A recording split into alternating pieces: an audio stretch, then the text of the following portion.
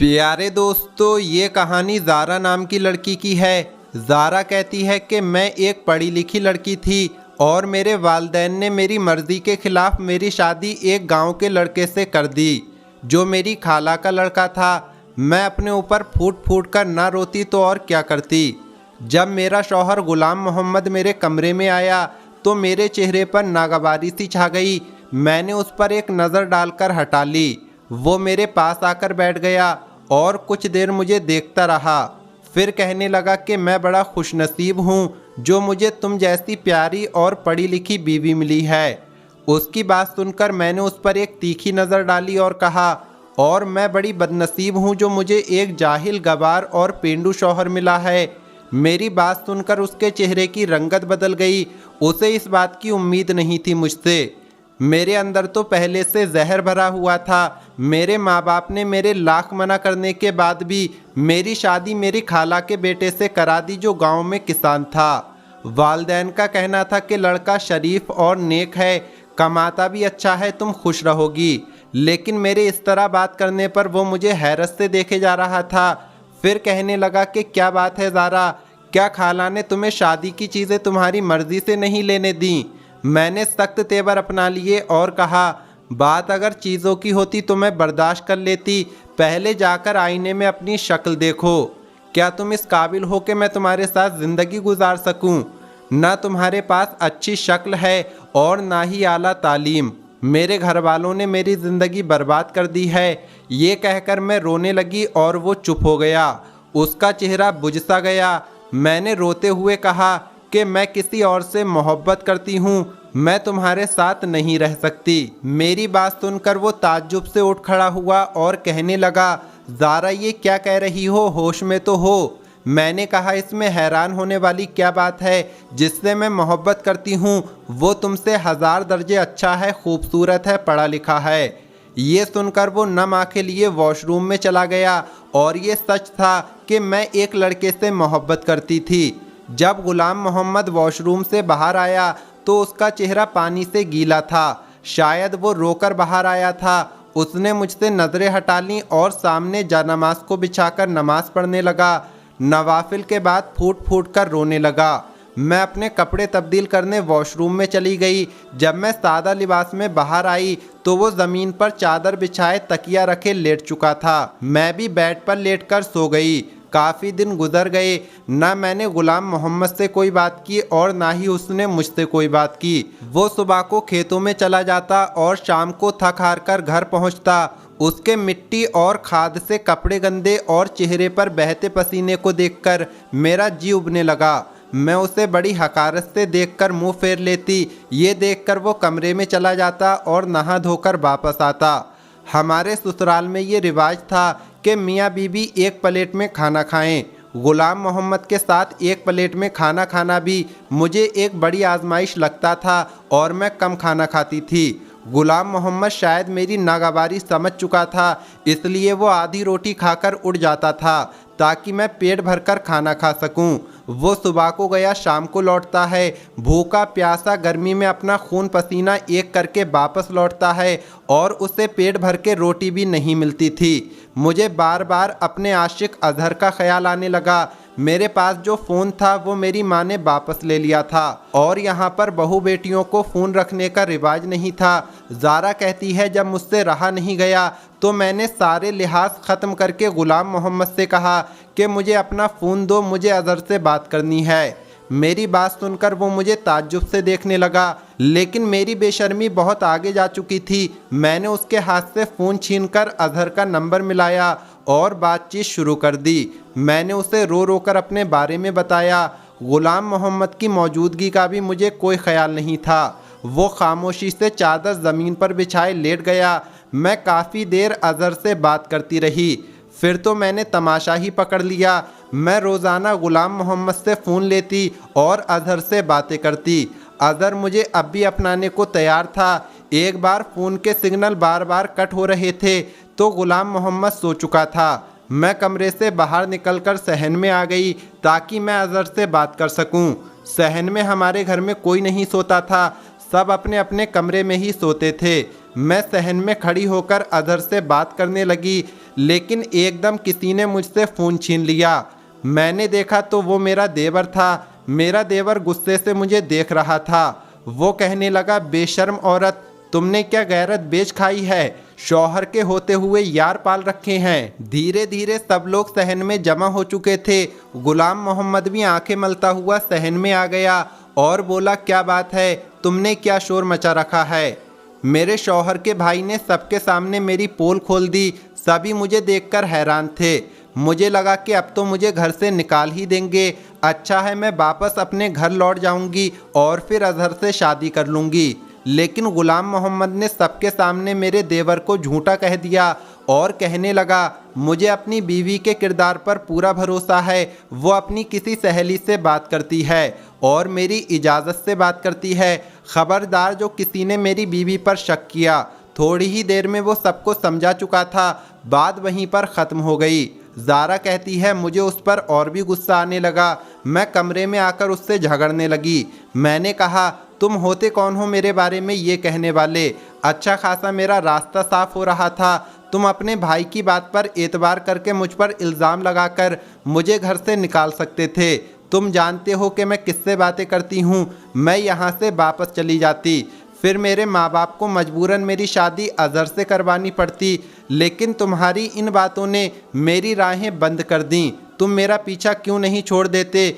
मेरी बात उसने खामोशी से सुनी। फिर कहा, अगर तुम मेरे साथ नहीं रहना चाहती तब भी मैं तुम्हारे किरदार पर गलत बात बर्दाश्त नहीं कर सकता। तुम्हारी और तुम्हारे माँ बाप की इज्जत मेरी इज्जत है। मैं सारे इल्ज़ाम खुद पर लेकर तुम्हें छोड़ दूंगा ताकि तुम पर कोई उंगली ना उठा सके। अगर वो लड़का तुम्हें इज्जत से अपनाने को तैयार है तो मैं खुद पर इल्ज़ाम लेकर तुम्हें खाला के घर छोड़ दूंगा और बाद में तलाक भी भिजवा दूंगा। गुलाम मोहम्मद की बात सुनकर मैं पहली बार लाजवाब हुई थी। वो अनपढ़ था, बिल्कुल अंगूठा छाप था, लेकिन इज्जत गैरत का मतलब अच्छी तरह से जानता था। ना जाने क्यों मेरे दिल में उसके लिए जज्बात कुछ बदलने लगे। लेकिन मैंने अपने आप को झटका और अजहर को सारी बातें बता दी। वो तो सुनकर खुश हो गया और कहने लगा, तुम शहर आ जाओ और अपने शौहर से तलाक ले लो।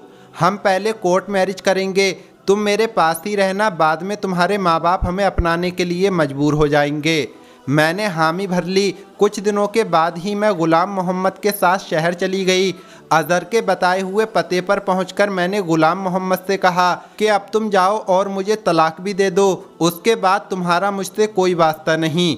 मैं अजहर से निकाह कर लूँगी। वो कहने लगा, मैं तुम्हारे लिए तलाक के गलीज लफ्ज़ों को मुंह पर नहीं बोल सकता। मेरा ज़मीर इस बात की इजाज़त नहीं देता। हाँ, मैं कागजी कार्रवाई को कर दूंगा। ये कहकर वो चला गया। मैंने दरवाज़ा खटखटाया। दरवाज़ा अजहर ने ही खोला। मुझे देखकर वो मुस्कुराने लगा। मैं घर में दाखिल हो गई, लेकिन घर में अजहर के अलावा उसके घर वाले नज़र नहीं आ रहे थे। हालांकि वो मुझसे कह रहा था कि वो मेरे बारे में सब कुछ अपने घर वालों को बता चुका है।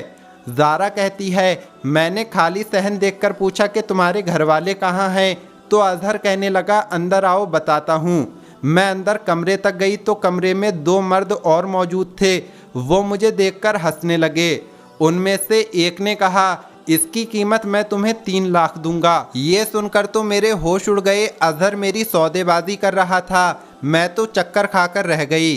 इससे पहले वो मुझे कमरे के अंदर धकेलकर कमरा बंद कर देता, मैंने फौरन अपना दिमाग चलाया और अजहर को धक्का देकर भागकर मेन गेट से बाहर निकल गई। वो तीनों मेरा पीछा करने लगे। गुलाम मोहम्मद अभी इतनी दूर नहीं गया था। उसे देखकर मैं उसे पुकारने लगी। उसने पलटकर मुझे देखा। मैं भागते हुए उसके पास पहुंची। मेरे पीछे इस वक्त 3 आदमी भाग रहे थे।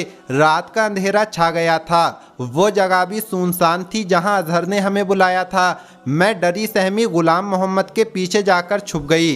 तीनों मर्द हम तक पहुंच गए थे और गुलाम मोहम्मद से कहने लगे, इस लड़की को हमारे हवाले कर दो वरना तुम्हें जान से मार देंगे। उसने जवाब देने के बजाय उन्हें मारना शुरू कर दिया। बदले में वो लोग भी गुलाम मोहम्मद को मारने लगे। एक शोर सा मच गया था। कुछ देर में लोगों का हुजूम लग गया। अल्लाह ताला की करनी ये हुई कि वहाँ से पुलिस गुजर रही थी। पुलिस को देखकर वो लोग भागने की कोशिश करने लगे, लेकिन पकड़े जा चुके थे। पुलिस कब से उनकी तलाश कर रही थी। वो लोग लड़कियों को अपनी मोहब्बत के जाल में फंसाकर आगे बेच देते थे। अल्लाह ताला ने मुझे बचा लिया था। गुलाम मोहम्मद के होठों के पास जख्म हो चुका था। पहली बार मुझे उसके जख्म देखकर दुख हुआ था। वो मुझे खामोशी से बस स्टॉप तक ले गया। मैं उसके सामने नजरें उठाने के काबिल नहीं रही थी। वो अनपढ़ होकर भी बाज़र्फ निकला। मुझे अपना आप उसके सामने छोटा सा लगने लगा। वो मुझसे पूछने लगा, ज़ारा कहाँ जाना चाहती हो? अपने वालिदैन के पास। मैंने कहा, मुझे आपके साथ जाना है। मेरी बात सुनकर उसने मुझे बड़ी हैरत से देखा। मेरे माँ बाप ने मेरे लिए हीरा चुना था, बस मैं ही शीशे की चमक देखकर अपने हाथ जख्मी करने चली थी, लेकिन बच गई। गुलाम मोहम्मद ने मुझसे कोई दूसरा सवाल नहीं पूछा और मुझे गांव ले गया। मैंने गुलाम मोहम्मद का जख्म देखकर फिक्रमंदी से पूछा कि गुलाम मोहम्मद तुम्हें क्या हुआ है? तो वो कहने लगा, बस से उतरते वक्त गिर गया था, इसलिए चोट लग गई। ज़ारा कहती है, ये सुनकर मैं अपने अंदर बहुत शर्मिंदा सी हो गई। मैंने अपने शौहर को क्या कुछ नहीं सुनाया था, लेकिन उसने मेरे साथ अब तक भलाई की थी। 2 दिन तो मैं उससे नज़रें नहीं मिला पाई। अपने अंदर खुद को लानत मलामत करती रही। वो अब भी आधी रोटी खाकर मेरे पास से उठने लगा, तो मैंने उसे रोक लिया। मैंने कहा, आप खाना ठीक से क्यों नहीं खाते? रोज़ आधी रोटी खाकर उठ जाते हो। मेरी बात पर गुलाम मोहम्मद ने मुझे हैरत से देखा, फिर उठकर नहीं गया, चुपचाप खाना खाने लगा। अब मैं ख्याल रखने लगी थी। अंदर से तो मैं टूट चुकी थी, इसलिए अपने शौहर के सामने झुककर अपनी गलती का एतराफ़ करना मुझे मुश्किल लग रहा था। मैं चाहती थी कि वो मुझे खुद से माफ़ कर दे, लेकिन वो चुप था। देर रात को कमरे में आता और ज़मीन पर चादर बिछाकर लेट जाता। एक दिन मैं हिम्मत जमा करके उसके सामने बैठ गई। मैंने कहा, गुलाम मोहम्मद मुझे माफ़ कर दो, मैंने आपको समझने में गलती कर दी। हीरा छोड़कर मैं कांच का सौदा करने चली थी। मैं रोते हुए अपनी गलती का एतराफ़ कर रही थी, लेकिन वो अब भी खामोश था, कुछ नहीं बोला, ना ही मुझे चुप करवाया। अपना तकिया उठाकर ज़मीन पर सोने लगा। मैंने कहा, आपकी जगह यहाँ नहीं, आप ऊपर सो जाएं। मैं जानती हूँ कि मेरी गलती छोटी नहीं है, बहुत बड़ी है। मैंने आपका बहुत दिल दुखाया है, लेकिन आपने अभी तक अपना आला ज़र्फ़ ही मुझे दिखाया है। हो सके तो मुझे माफ़ कर देना। मुझे लगा कि अब वो ज़रूर मेरी कोताही को माफ़ करके मुझे सीने से लगा लेगा, लेकिन वो न जाने क्यों मुझे टिकटिकी बांधे देख रहा था। उसकी खामोशी मुझसे देखी नहीं जा रही थी। ज़ारा बताती है कि मैंने कहा, गुलाम मोहम्मद कुछ तो कहो, आप चुप क्यों हैं? मुझे डांट दो, अपना गुस्सा मुझ पर निकाल दो, लेकिन मुझे माफ़ कर दो। मैं मन्नत समाजत पर उतर आई, लेकिन वो खामोश था। हमारी शादी को 6 महीने गुजर चुके थे। शादी के बाद से मेरे लिए जो खामोशी का ताला गुलाम मोहम्मद ने अपने होठों पर लगाया, वो मेरी मन्नत समाजत और रोना धोना भी ना खोल सका। ज़ारा आगे बताती है कि सुबह को कुछ कागजात उसने मेरे हाथ में थमा दिए। मुझ पर तो जैसे आसमान गिर पड़ा। मैं तड़प तड़प कर रोने लगी और कहने लगी, गुलाम मोहम्मद मुझे तलाक मत दो। मैं उसके सामने रोने लगी, बिलखने लगी। वो कहने लगा, तुम पढ़ी लिखी हो, इसे पढ़कर साइन कर देना। ये कहकर कमरे से बाहर निकल गया। मुझे नहीं मालूम था कि आदमी के दिल से उतर जाने के बाद औरत अपनी गलती पर जितनी चाहे माफ़ी मांग ले, उसे वो इज्जत फिर नहीं मिलती। या शायद आदमी सब कुछ सह लेता है, बस दूसरा मर्द बर्दाश्त नहीं कर सकता। मैं वो कागजात को हाथ में लेकर फूट फूट कर रोती रही। मेरी इतनी हिम्मत ना हुई कि कागज़ पढ़ सकूं। मैंने सोच लिया था कि रात को गुलाम मोहम्मद के पांव पकड़कर माफ़ी मांग लूँगी, लेकिन तलाक नहीं लूँगी। रात को जब वो कमरे में आया तो मैं उसके पाँव में बैठ गई, गिड़गिड़ाकर उससे माफ़ी मांगने लगी। उसने मुझे दोनों बाजू से पकड़कर उठ खड़ा किया और कहने लगा, तुम कागज़ पढ़ लेती तो यूं ना रोती, वो तलाकनामा नहीं है। फिर दराज से निकालकर मुझे कागज़ पकड़ा दिए। मैंने आंसू पोंछकर जब कागज़ देखे तो वो ज़मीन के कागजात थे, जहां वो हल चलाता था। अपने हिस्से की सारी ज़मीन वो मेरे नाम कर रहा था। मैंने हैरत भरी नज़रों से देखा कि वो अपना सब कुछ मुझे क्यों सौंप रहा है। मैंने कहा, गुलाम मोहम्मद ये सब मेरे नाम क्यों कर रहे हो? तो वो कहने लगा, इसलिए कि तुम मेरी बीवी हो, मैं कल शहर जा रहा हूँ। गुलाम मोहम्मद ने मेरे लाख मना करने पर मुझसे साइन करवा लिए। अगले दिन वो शहर चला गया। 4 दिन मैंने बड़ी बेसब्री से उसका इंतज़ार किया। वो वापस तो आया लेकिन घर में कोहराम सा मच गया था। शहर से गुलाम मोहम्मद की मैयत गांव आई थी। मेरी तो दुनिया ही उजड़ गई। उसका एक शहरी दोस्त उसकी मैयत लेकर आया था। उसी ने बताया कि पिछले 2 महीने पहले ही गुलाम मोहम्मद को मालूम हुआ कि उसे कैंसर है। वो ज़्यादा दिन नहीं बच सकेगा।